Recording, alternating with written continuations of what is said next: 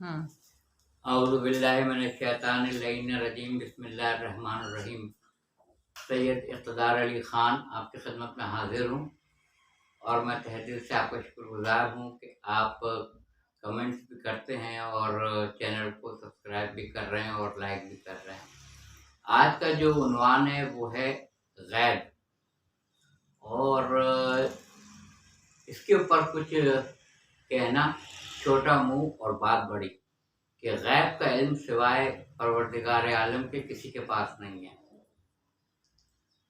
और अमूमन कुरान मजीद में बहुत सारी जगहों पे यही है कि जब रसूल खुदा सल्लल्लाहु अलैहि वसल्लम से पूछा गया तो आपने यही कहा कि मैं तो उतना ही जानता हूँ जितना मुझे बताया गया। तो लोगों ने एक नतीजा अख्ज़ किया कि हुजूर सल्लल्लाहु अलैहि वसल्लम के पास गैब का इल्म नहीं था, जबकि ऐसा बिल्कुल भी नहीं था, ऐसा बिल्कुल भी नहीं था।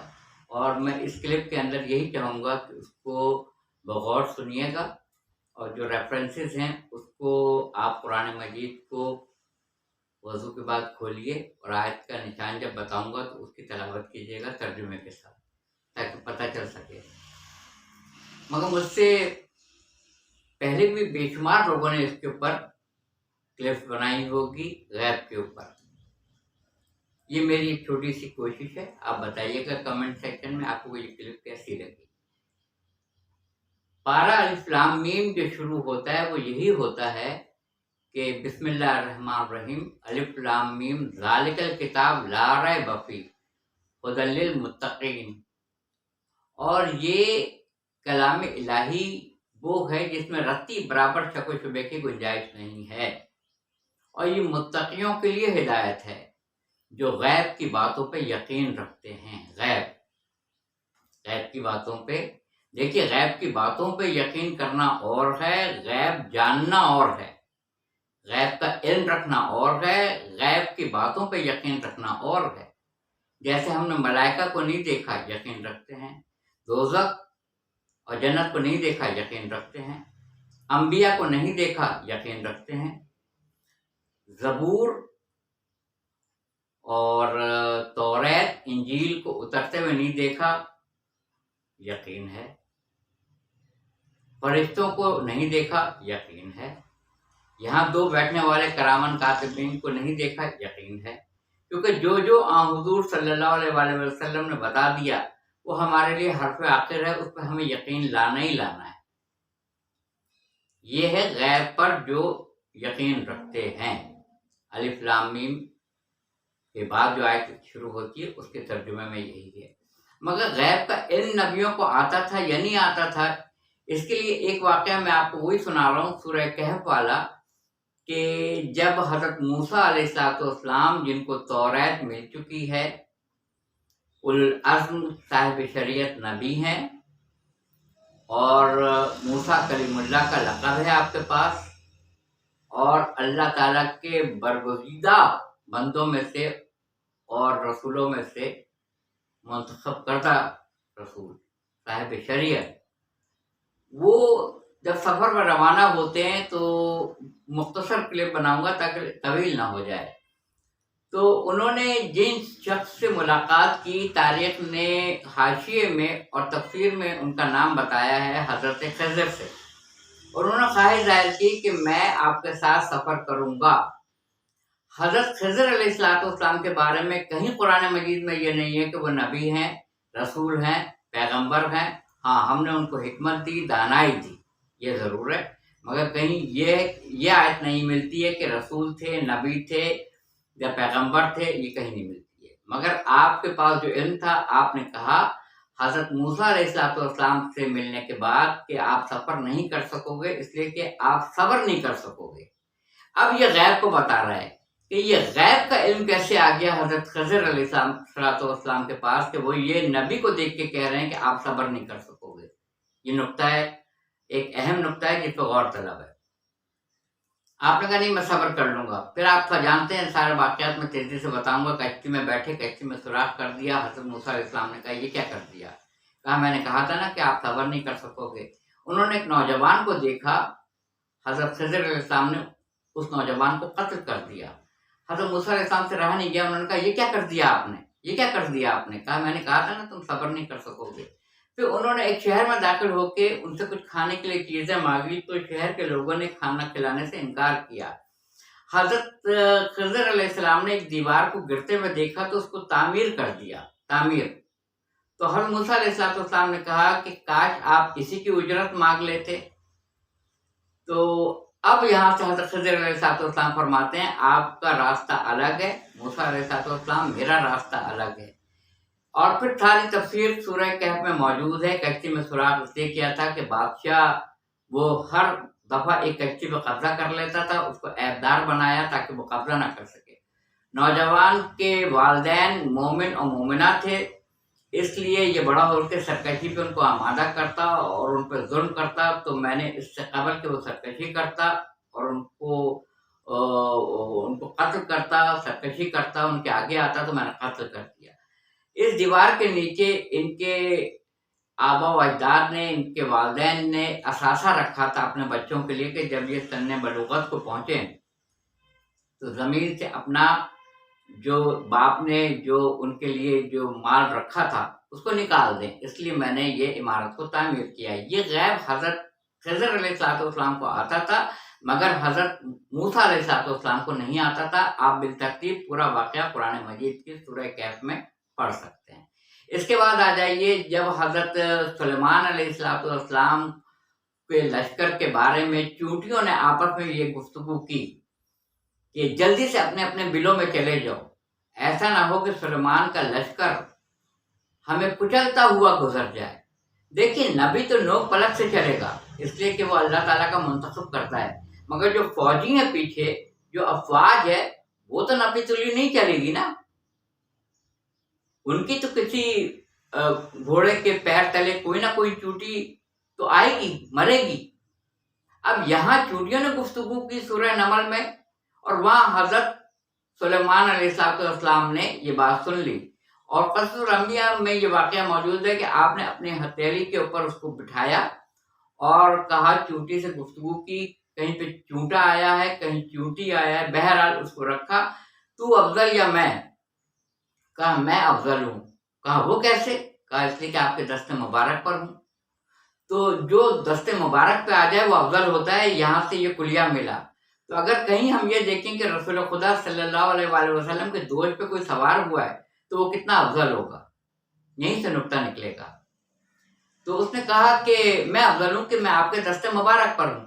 تو آپ نے گفتگو کی، آپ نے کہا تم نے یہ کیسے کہہ دیا تھا کہ ہم تمہیں کچلتے ہوئے گزر جائیں گے اور ہمیں شعور تک نہیں ہوگا؟ یعنی وہاں گفتگو چونٹیوں سے کی، اور آپ کو ہوا، آگ، پانی، جنات، چرند پرند، حیوانات، انسان، سب پہ دسترس قوت اللہ نے دی تھی حضرت سلیمان علیہ السلام کو، ملک عظیم عطا کیا تھا۔ تو وہاں انہوں نے گفتگو کی چوٹیوں نے، یہاں آپ نے سن لی، یہ غیب ہے، یہ غیب ہے۔ جناب امیر حضرت علی علیہ السلام ایک جگہ تشریف فرما تھے، ایک شخص کو بھاگتا ہوا دیکھا، اپنی جگہ تبدیل کر لی، تاریخ میں ہے یہ واقعہ، اپنی جگہ تبدیل کر لی۔ اتنی دیر میں پیچھے سے بہت سارے لوگ بھاگتے ہوئے آئے اور کہا امیر المومنین کسی کو آپ نے بھاگتا ہوا جاتا ہوا تو نہیں دیکھا ہے؟ کہا بخدا جب سے یہاں بیٹھا ہوں نہیں دیکھا۔ واہ، سبحان اللہ سبحان اللہ، جب سے یہاں بیٹھا ہوں تب سے نہیں دیکھا۔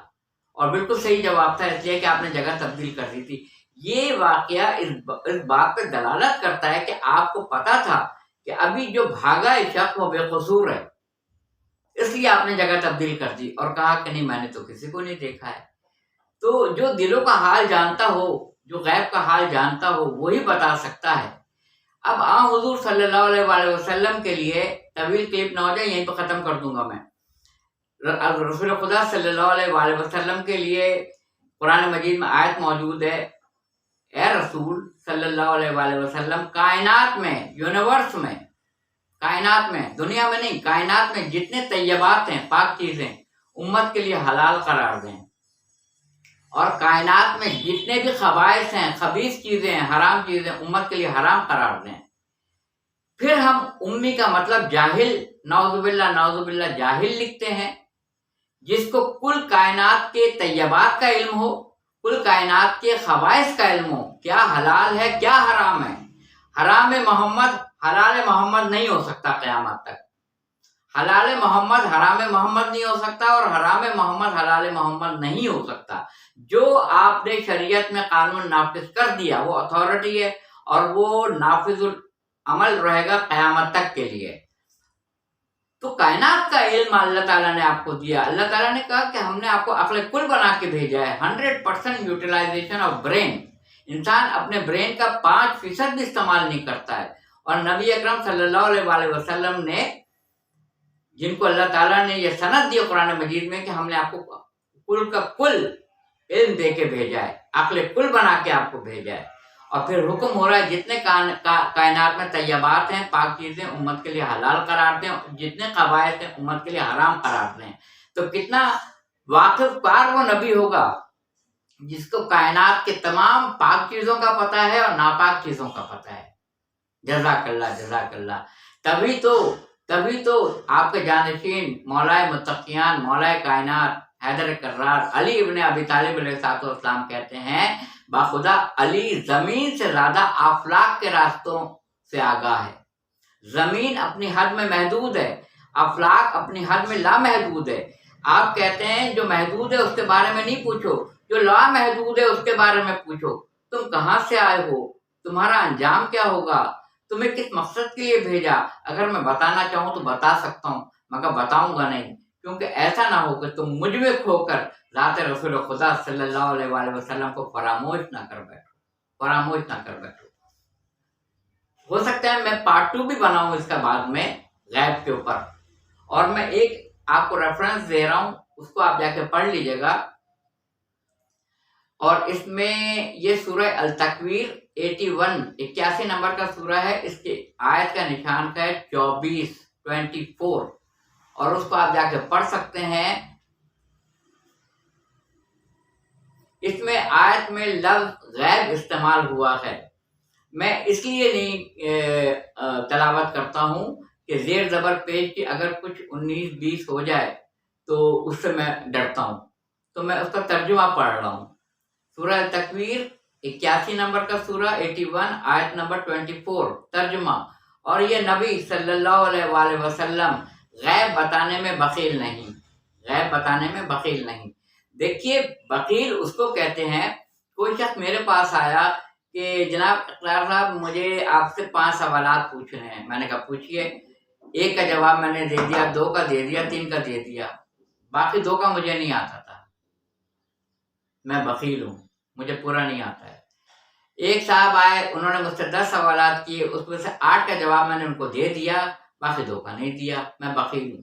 وہ شخص بخیل نہیں ہوگا جو 10 میں سے 10 کا جواب دینا جانتا ہو۔ وہ شخص کبھی بھی بخیل نہیں ہوگا جس کے پاس اتنی دولت ہو کہ جب بھی کوئی سائل دروازے پہ آئے تو خالی ہاتھ نہ جائے، وہ کچھ نہ کچھ اس کو ضرور دے۔ وہ بخیل کبھی نہیں ہوگا۔ تو جس طرح دولت میں وہ بخیل نہیں ہے، اسی طرح علم میں وہ بخیل نہیں ہے۔ کون؟ رسول اکرم صلی اللہ علیہ وآلہ وسلم۔ آیت نمبر 24 میں آپ پڑھ سکتے ہیں۔ پھر وجہ کیا ہے؟ قرآن میں جگہ جگہ یہ کیوں ہے؟ نبی صلی اللہ علیہ وآلہ وسلم بتائیے قیامت کب آئے گی؟ آپ نے کہا کہ اس کا علم تو خدا کو ہی ہے۔ کسی نے کوئی اور چیز پوچھا، آپ نے کہا اس کا علم تو خدا ہی کو ہے۔ اس بنیاد پہ آپ نے کہہ دیا کہ رسول خدا صلی اللہ علیہ وآلہ وسلم کو غیب کا علم تو آتا ہی نہیں تھا۔ یہ آپ نے ظاہری طور پہ دیکھا ہے۔ اور باطنی طور پہ اگر آپ دیکھیں گے تو مثال کے طور پہ میں کسی آفس میں ورک کرتا ہوں، اور میں نے پوری محنت سے اور لگن سے میں نے اپنا کام کیا۔ میں نے اپنے سینئر مینیجر سے پوچھا، سر کچھ دنوں بعد اپریزل آنے والا ہے، میری پرموشن ہے؟ انہوں نے کہا مجھے تو کچھ بھی نہیں پتا۔ انہوں نے کہا مجھے تو کچھ بھی نہیں پتا۔ میں کہوں گا کہ اپریزل پہ آپ ہی نے ریمارکس دیے ہوں گے، آپ کو تو بالکل پتا ہوگا کہ کیا آنے والا ہے، پرموشن ہونے والی ہے یا نہیں ہونے والی ہے۔ تو آپ کہیں گے کہ نہیں مجھے نہیں پتا۔ تو میں آپ سے ہاتھ جوڑ کے کہتا ہوں کیا واقعی ان کو نہیں پتا ہوگا؟ پتا ہوگا۔ پھر کیوں نہیں بتا رہے ہیں؟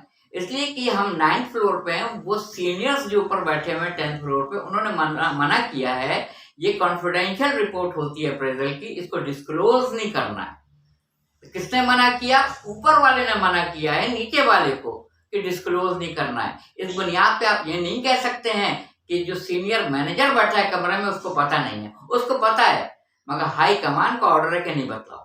بس یہی بات یہاں نبی اکرم صلی اللہ علیہ وآلہ وسلم کے ساتھ ہے، سب پتہ ہے، سب معلوم تھا، آرڈر نہیں تھا اوپر سے کہ آپ کچھ بتائیے۔ اگر آپ یہ بتا دیتے مجھے غیب کا علم آتا ہے تو دنیا کے سارے امور آپ انجام نہیں دے سکتے تھے۔ سارا مجمع کثیر کہتے ہیں ایک ایک وقت میں 1.5 لاکھ صحابہ کرام رضوان اللہ تعالیٰ اجمعین آپ کو گھیرے رہتے تھے، سارا زمانہ آپ کو گھیرے رہتا، میرے ساتھ کل کیا ہونے والا ہے، میرے بچی کی شادی کب ہونے والی ہے، مجھے ملازمت کب ملنے والی ہے، مجھے موت کب آئے گی، یہ بتائیے، یہ کب ہوگا، وہ کب ہوگا، یہ کب ہوگا، وہ کب ہوگا۔ رسول خدا انسان نور تھے، بشری پیکر میں آئے تھے، بس یہ کہہ دو میں تم جیسا بشر ہوں، مگر فرق یہ ہے کہ مجھ پہ وحی آتی ہے، تم پہ وحی نہیں آتی۔ انسان کو نور کو مجسم انسانی پیکر دے کے بھیجا، تو اگر بتا دیتے کہ مجھے غیب کا علم آتا ہے تو لوگ رسول خدا صلی اللہ علیہ وسلم کو باقی امور، یعنی کون جنگ میں جائے گا، کون سپہ سالار ہوگا، کون پہاڑی کے اوپر پہرا دے گا، کون میمنے پہ ہوگا، کون میسرے پہ ہوگا، کون قلب میں ہوگا، کون مدینے میں رہے گا، کون میرے ساتھ جائے گا، کون کس کس جگہ کس کو بنا کے بھیجا گیا سپہ سالار، یہ احکامات، اور خطبہ دیا مسجد نبوی میں، سب کو دین اسلام سمجھایا، تبلیغ کی، خطبہ دیا، تو آپ ان سارے امور سے ہٹ جاتے اور لوگ آپ کو 24 گھنٹہ گھیرے رہتے، غیب کا علم بتائیے، غیب کا علم بتائیے، غیب کا علم بتائیے۔ اس لیے رسول صلی اللہ علیہ وآلہ وسلم ان کو کہہ دیجئے میں تو اتنا ہی جانتا ہوں جتنا اللہ نے مجھے بتایا ہے، باخدا مجھے غیب کا علم نہیں آتا۔ بس اس کلپ کے بارے میں اپنے کمنٹ سیکشن میں کمنٹ دیجیے گا، بتائیے گا یہ کلپ آپ کو کیسی لگی۔ آیت کا ریفرنس جو دیا ہے اس کو آپ ضرور پڑھیے گا، دیکھیے گا، اور اگر میری اصلاح کر سکیں تو کمنٹ سیکشن میں آ کے آپ ضرور اصلاح کیجیے گا۔ وآخر دعوانا الحمدللہ رب العالمین۔